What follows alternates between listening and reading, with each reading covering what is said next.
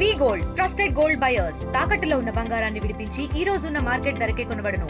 మరిన్ని వివరాలకు సంప్రదించండి 7710 గత 4-5 రోజులుగా జరుగుతున్నటువంటి వారం రోజులుగా జరుగుతున్నటువంటి చర్చ గురించి మీ అందరికీ కూడా అవగాహన ఉంది. అని నేను రాజీనామా ప్రకటించిన తర్వాత నాకు రాజకీయంగా జన్మనిచ్చినటువంటి నా అచ్చంపేట గడ్డపైన ఈరోజే నేను అడుగుపెట్టడం జరిగింది.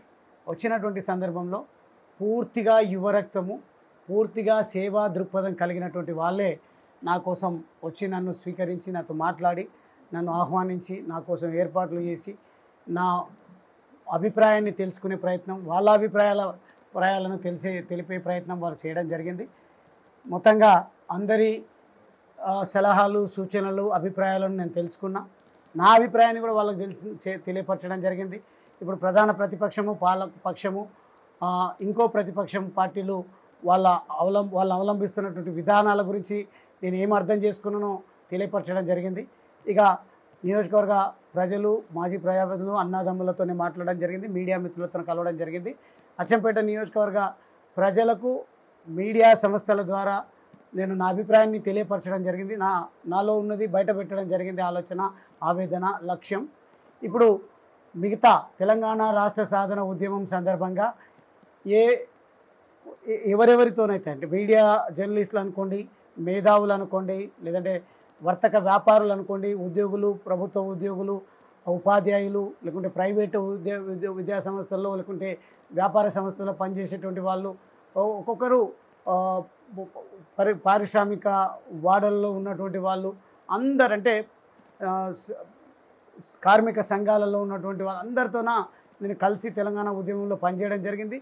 ప్రజాప్రతినిధిగా కూడా అందరితో సలహాలు అవసరమైనప్పుడు తీసుకోవడము, వాళ్ళకి ఏమైనా అవసరం ఉంటే నా స్థాయిలో నేను పరిష్కరించడం చేయడం జరిగింది. కాబట్టి ఇంత పెద్ద నిర్ణయం తీసుకునేటువంటి సందర్భంలో నేను ఒక్కడనే తీసుకుంటే సరిపోదు.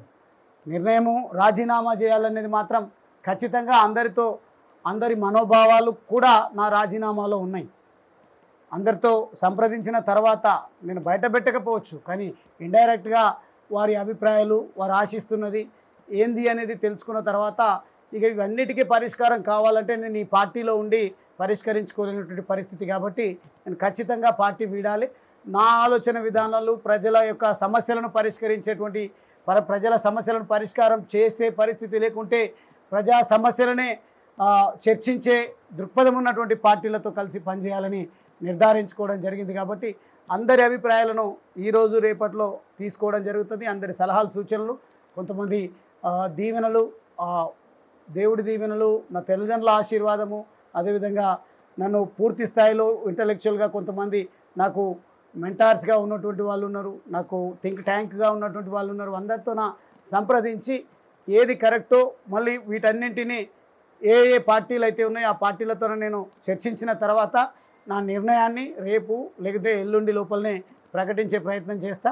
ఇక చేరిక విషయం తప్పకుండా మళ్ళీ నా నియోజకవర్గ ప్రజలతోన, నాగర్ కర్నూలు జిల్లా ప్రజలతోన, ఉమ్మడి మహబూబ్నగర్ జిల్లా ప్రజలతోన, నాతో కలిసి పనిచేసినటువంటి వాళ్ళందరితోన మాట్లాడి అందరికైతే సౌకర్యంగా ఉండకపోవచ్చు, తేదీని మాత్రం మెజారిటీ ఆఫ్ ది పీపుల్ యొక్క అభిప్రాయాన్ని తెలుసుకొని తేదీ ఖరారు చేసి అందరికీ వివిధ రూపాలలో, ఇప్పుడు మీడియా సంస్థల ద్వారా కానీ, లేకుంటే సోషల్ మీడియా ద్వారా కానీ, ఫోన్ల ద్వారా కానీ, ఈ వివిధ రకాల పద్ధతుల్లో అందరికి సమాచారం ఇచ్చి చాలా బాహాటంగా, బహిరంగంగా ఏ పార్టీలో చేరినా చాలా ధైర్యంగా నేను చేరేటువంటి ప్రయత్నం చేస్తా తప్ప లోపల చేరేటువంటి ప్రశ్నే ఉత్పన్నం కాదు అనేది నేను ఈ సందర్భంగా తెలియజేస్తాను.